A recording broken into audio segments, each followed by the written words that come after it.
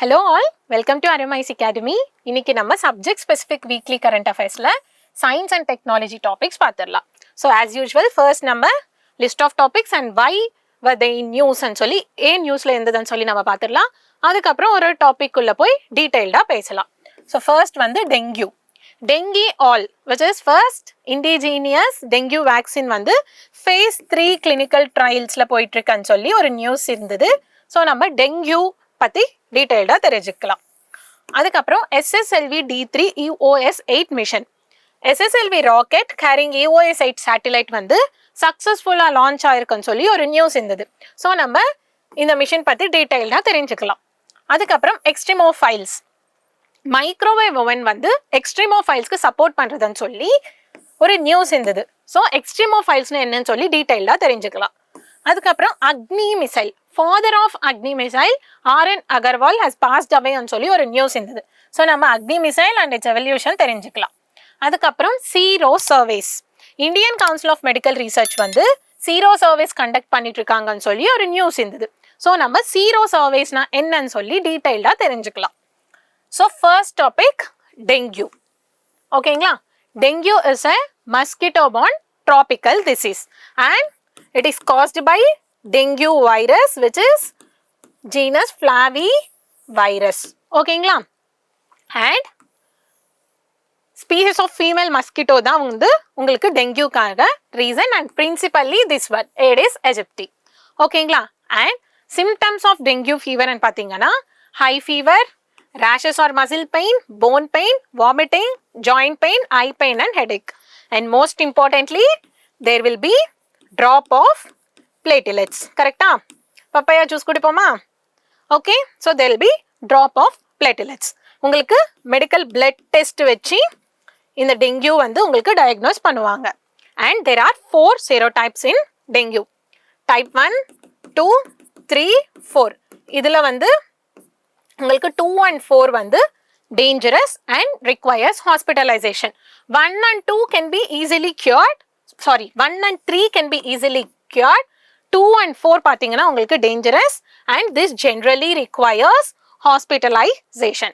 So, know about dengue virus, symptoms and effects and what is the principal cause of dengue and what are the types and what 2 types are dangerous and what can be easily cured. Oh, so இதெல்லாம் கிளியரா தெரிஞ்சுக்கோங்க. ஓகேங்களா? அதுக்கப்புறம் SSLV D3 EOS 8 mission. இதுல வந்து this carries 3 payloads. ஓகேங்களா? First வந்து electro optical infrared payload. இது வந்து என்விரான்மெண்ட் மானிட்டரிங்காக. Okay. Second one is global navigation satellite system. இது வந்து ocean surface wind and flood அனாலிசிஸ்க்கு. Other one is SIC UV dosimeter. இது வந்து எதுக்கு? ககனயான் மிஷனுக்காக யூஸ் ஆகும்னு சொல்லி இது வந்து ஒரு பேலோடா அமைச்சிருக்காங்க. ஓகேங்களா? ஸோ ஸ்மால் சேட்டிலைட் லான்ச் வெஹிக்கல்னா என்னன்னு சொல்லி நம்ம ஃபர்ஸ்ட் தெரிஞ்சுக்கலாம். Okay. It is a small lift launch vehicle with payload capacity of 500 kg and it will send to low earth orbit. It will place satellite in low earth orbit. ஓகேங்களா? So இந்த small satellite launch vehicle ஓட production and launch operation வந்து Indian firms along with NSIL தான் வந்து இது பண்ண போறாங்க. So what are the uses of this small satellite launch vehicle ன்னு பார்த்தீங்கன்னா launch infrastructure வந்து உங்களுக்கு குறையும். கரெக்டா? There will be minimum launch infrastructure and launch on demand வந்து will happen. ஏன்னா இப்போ பார்த்தீங்கன்னா சும்மா அப்சர்வேஷன் சேட்டிலைட்ஸ் நீங்க அனுப்பணும், இல்ல பிசினஸ் பர்பஸ்க்காக சும்மா IoT அந்த மாதிரி சேட்டிலைட்ஸ் நீங்க அனுப்பணும்னு சொல்றீங்கன்னா உங்களுக்கு பெரிய இன்ஃப்ராஸ்ட்ரக்சர் தேவைப்படும். ஓகேங்களா? கரெக்டா? நார்மலா வந்து ஸ்மால் சேட்டலைட் லான்ச் வெஹிக்கல் இல்லைன்னா உங்களுக்கு இந்த அப்ளிகேஷனுக்காக அனுப்பணும்னாலும் சரி you should be using the big infrastructure. Now அந்த மாதிரி இல்லாம so satellites like observation satellites IOT and business பர்பஸ்க்காக யூஸ் பண்ற சேட்டிலைட்ஸ் வந்து நம்ம அவ்வளோ பெரிய இன்ஃப்ராஸ்ட்ரக்சர் யூஸ் பண்ணாம இதை வச்சு நம்ம அமைச்சிடலாம். ஸோ லான்ச் இன்ஃப்ராஸ்ட்ரக்சர் வந்து உங்களுக்கு கம்மி ஆகும். லான்ச் இன்ஃப்ராஸ்ட்ரக்சர் கம்மி ஆகுறது மட்டும் இல்லாம உங்களுக்கு என்ன நடக்கும்? லான்ச் இன்ஃப்ராஸ்ட்ரக்சர் மட்டும் கம்மி ஆகாம உங்களுக்கு லான்ச் ஆன் டிமாண்ட் லைக் நம்ம அப்சர்வேஷன் சேட்டிலைட் அனுப்பணும்னா நம்ம குட்டி டிமாண்ட் தான் இருக்கும். அதனால நம்ம ஸ்மால் சேட்டிலைட் லான்ச் வெஹிக்கிளை யூஸ் பண்ணிக்கலாம். ஸோ ஐஓடி பிசினஸ் சேட்டிலைட்ஸ் அனுப்பணும்னா நம்ம வந்து இந்த ஸ்மால் சேட்டிலைட் லான்ச் வெஹிக்கிளே யூஸ் பண்ணிக்கலாம். ஸோ என்ன இங்க நடக்குது? Cost efficiency is more. கரெக்டா? ஸோ நம்ம டிமாண்ட் வந்து சின்ன டிமாண்ட் இருக்கும்போது நம்ம எஸ்எஸ்எல்வியை யூஸ் பண்ணிக்கலாம். பெரிய இன்ஃப்ராஸ்ட்ரக்சருக்கு போக வேண்டாம். இது இல்லைன்னா ஒரு சின்ன டிமாண்ட்காகவும் சரி நம்ம பெரிய லான்ச் இன்ஃப்ராஸ்ட்ரக்சர் யூஸ் பண்ண வேண்டியது வருது. ஸோ எஸ்எஸ்எல்வி வந்துச்சுன்னா நம்ம டிமாண்ட் பொறுத்து நம்ம இது யூஸ் பண்ணிக்கலாம். So when the demand is small, you can go for this small satellite launch vehicles. அதனால நம்ம efficiency, cost efficiency வந்து it is able to give us. கரெக்டா? And we are also having flexibility. கரெக்டா? As per our demand, we can be using this small satellite launch vehicle. Correct? So know about this. So இது வந்து low earth orbit and 500 kg payload capacity வந்து support பண்ணும். So know about small satellite launch vehicle, its advantages. Launch infrastructure வந்து உங்களுக்கு குறையும். Launch on demand வந்து உங்களுக்கு it will be happening and cost efficiency will be there and flexibility will be there. So payload capacity of small satellite launch vehicle வந்து 500 kg and low earth orbitல 500 km வரைக்கும் போய் இது வந்து place பண்ணும். ஓகேங்களா? So know about this. அதுக்கப்புறம் எக்ஸ்ட்ரீமோஃபைல்ஸ். எக்ஸ்ட்ரீமோஃபைல்ஸ்னா பேர்லயே இருக்கு, organisms that thrive in extreme conditions. ஓகேங்களா? எக்ஸ்ட்ரீம் கண்டிஷன்ஸ்ல இருக்கக்கூடிய எபிலிட்டி இருக்கிற ஆர்கானிசம்ஸ் தான் நம்ம என்ன சொல்றோம்? எக்ஸ்ட்ரீமோஃபைல்ஸ் சொல்றோம். ஓகேங்களா? இப்போ எக்ஸ்ட்ரீமோஜைம்ஸ் சொல்ற என்ஜைம் தான் இந்த ஆர்கானிசம்ஸ்க்கு வந்து எக்ஸ்ட்ரீம் கண்டிஷன்ல இருக்கிற எபிலிட்டி ப்ரொவைட் பண்ணுது. ஓகேங்களா? why are these organisms able to live in this extreme conditions ன்னு சொல்லி கேள்வி கேட்டீங்கன்னா, because they'll possess an enzyme called extremozyme. So இதை வச்சு தான் இவங்களுக்கு எக்ஸ்ட்ரீம் கண்டிஷன்ஸ்ல த்ரைவ் பண்றக்கூடிய எபிலிட்டி வந்து வருது. ஓகேங்களா? இதுல வந்து there are different types. say halophiles ன்னு சொல்றாங்க. அதுல வந்து வெரி salty environmentல அவங்களுக்கு இருக்கக்கூடிய கெப்பாசிட்டி இருக்கு. அதுக்கப்புறம் acidophiles, அதுனா acidic environmentல அவங்க இருக்கிறது வந்து அவங்களுக்கு ஈஸி. அதுக்கப்புறம் alkaliphiles, சோடா லேக்ஸ்ல. ஓகேங்களா? பேசிக் நேச்சர் இருந்தாலும் அவங்க ஆல்கலின் நேச்சர்ல கூட அவங்க சர்வைவ் ஆக முடியுது. So thermophiles, extreme temperatures. அதுக்கப்புறம் சைக்ரோஃபைல்ஸ், கோல்ட் என்விரான்மெண்ட்ஸ்ல இருக்கக்கூடிய எபிலிட்டி இருக்கிறவங்கள நம்ம என்ன சொல்றோம்? சைக்ரோஃபைல்ஸ் சொல்றோம். ஓகேங்களா? So know about extremophiles and types of extremophiles. அதுக்கப்புறம் அக்னி மிசைல். ஸோ இப்போ வந்து அக்னி 1 வந்து நம்ம அக்னி 6 வரைக்கும் ட்ராவல் ஆயிட்டு இருக்கோம். ஸோ அந்த சீரீஸ் அண்ட் தேர் ஸ்பெஷாலிட்டிஸ் நம்ம ஈச் ஒன்க்கு போய் பார்த்துடலாம். So please make a good notes out of this. So keep revising that. ஓகேங்களா?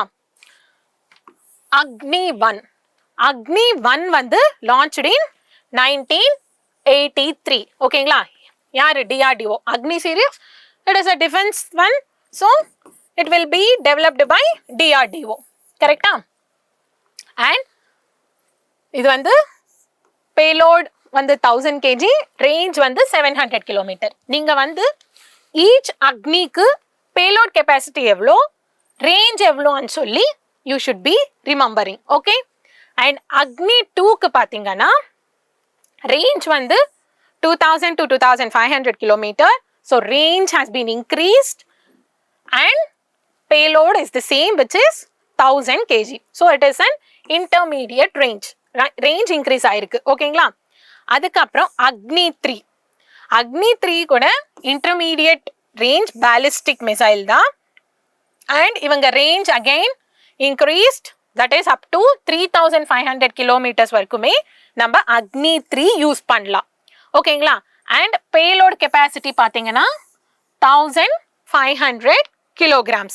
so அக்னி 1 1000 kg 700 kilometers வரைக்குமே நம்ம யூஸ் பண்ணலாம்.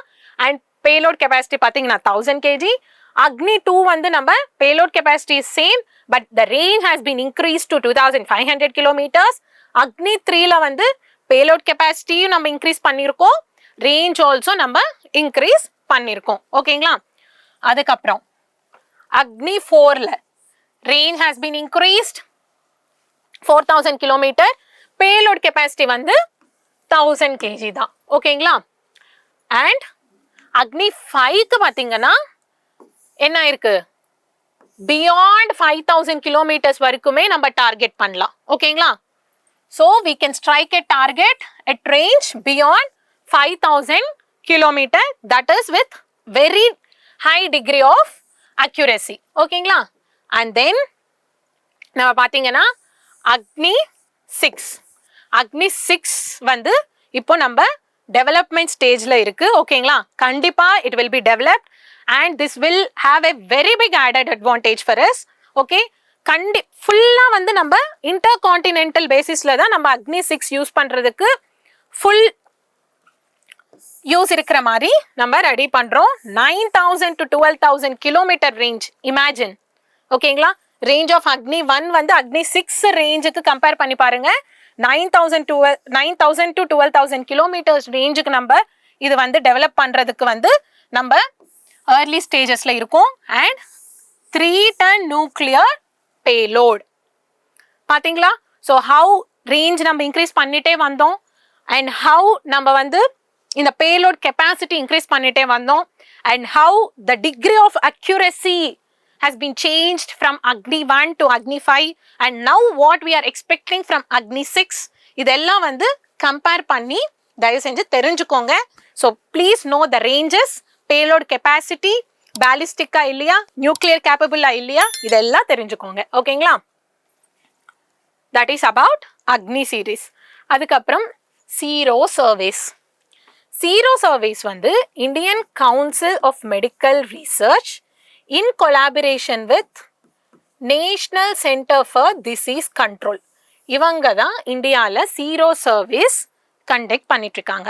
இது என்னன்னா to assess antibodies and இது அசஸ் பண்ணி இன்ஃபெக்ஷன்ஸ் ப்ரிவலன்ஸ் வந்து கண்டுபிடிக்கிறதுக்கு தான் நம்ம zero surveys கண்டக்ட் பண்ணிட்டு இருக்கோம். ஓகேங்களா? you understood about zero surveys? what we are doing? we are taking a blood sample with the consent of the people. அந்த blood sample எடுத்து அந்த bloodல there is presence of antibodies or not and சொல்லி நம்ம கண்டுபிடிக்க போறோம். ஓகேங்களா? அந்த antibodies வச்சு எந்த இன்ஃபெக்ஷன் ப்ரிவலன்ஸ் இருக்கு, எந்த ஏரியால எந்த இன்ஃபெக்ஷன் ப்ரிவலன்ஸ் இருக்குன்னு சொல்லி we are going to find out. அது வச்சு என்ன ஸ்டெப்ஸ் எடுக்கணும்னு சொல்லி அடுத்த கண்டுபிடிப்பாங்க. ஓகேங்களா? ஸோ இந்த zero surveys will test for presence of antibodies and through that they will assess the prevalence of infections. okay, that's all. so நம்ம ஒரு quick revision க்கு போயிரலாமா? okay, yes. so first வந்து dengue. dengue is a mosquito borne tropical disease, mainly female mosquito, principally Aedes aegypti, and அதோட virus பாத்தீங்கன்னா genus flavivirus, and அதோட symptoms there will be drop of platelets and blood test which இது diagnose பண்ணுவாங்க. 4 types இருக்கு, அதுல type 2 and type 4 are dangerous. அதுக்கப்புறம் SSLV D3 EOS 8 mission, 3 payloads and their applications. என்னென்ன payload இருக்கு, எந்த payload எதுக்காக. அதுக்கப்புறம் SSLV னா என்ன, அதோட payload capacity and to low earth orbit, and SSLV ஓட advantages. launch infrastructure வந்து உங்களுக்கு கம்மியாகும், launch on demand will be happening, there will be flexibility and there will be cost efficiency. அதுக்கப்புறம் extremophiles னா என்ன, they will be thriving in extreme conditions and எதனால there will be presence of enzyme called extremozyme and அதனால அவங்க extreme கண்டிஷன்ஸ்ல இருக்க முடியுது. And ஹாலோஃபைல்ஸ்னா என்ன, எசிடோஃபைல்ஸ்னா என்ன, ஆல்கலி ஃபைல்ஸ்னா என்ன, சைக்ரோஃபைல்ஸ்னா என்ன, தர்மோஃபைல்ஸ்லாம் என்ன. So all this types of extremophiles வந்து நீங்க தெரிஞ்சுக்கணும். அதுக்கப்புறம் அக்னி மிசைல், அக்னில அக்னி 1 வந்து range 700 kilometre, payload capacity 1000 kg, and அக்னி 2ல வந்து 1000 kg with 2500 கிலோமீட்டர் ரேஞ்ச்.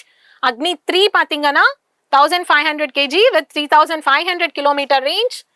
அதுக்கப்புறம் அக்னி 4 பார்த்தீங்கன்னா 4000 கிலோமீட்டர் ரேஞ்ச். அக்னி 5 பார்த்தீங்கன்னா 5000 கிலோமீட்டர் ரேஞ்ச். அக்னி 6 பார்த்தீங்கன்னா we are expecting Agni 6 to be in between 9000 to 12000 kilometer range, carrying 3-ton nuclear payload. இது வந்து with very high expectations நம்ம DRDO it is working on this. Hope it will be successful. So zero surveys na என்ன? So it will test for antibodies and assess the prevalence of infections. யார் பண்றாங்க? Indian Council of Medical Research in collaboration with National Center for Disease Control. So aspirants, thank you. Have a very nice day. Please make best use of this initiative. நல்ல notes எடுத்துட்டே வாங்க. அந்த notes வந்து கண்டிப்பா வந்து revise பண்ணிட்டே வாங்க. அது ரிலேட்டட் ப்ரீவியஸ் இயர் கொஸ்டின்ஸ் இந்த ப்ராக்டிஸ் பண்ணுங்க. ஓகேங்களா? So please make best use of this initiative. Thank you. Do well.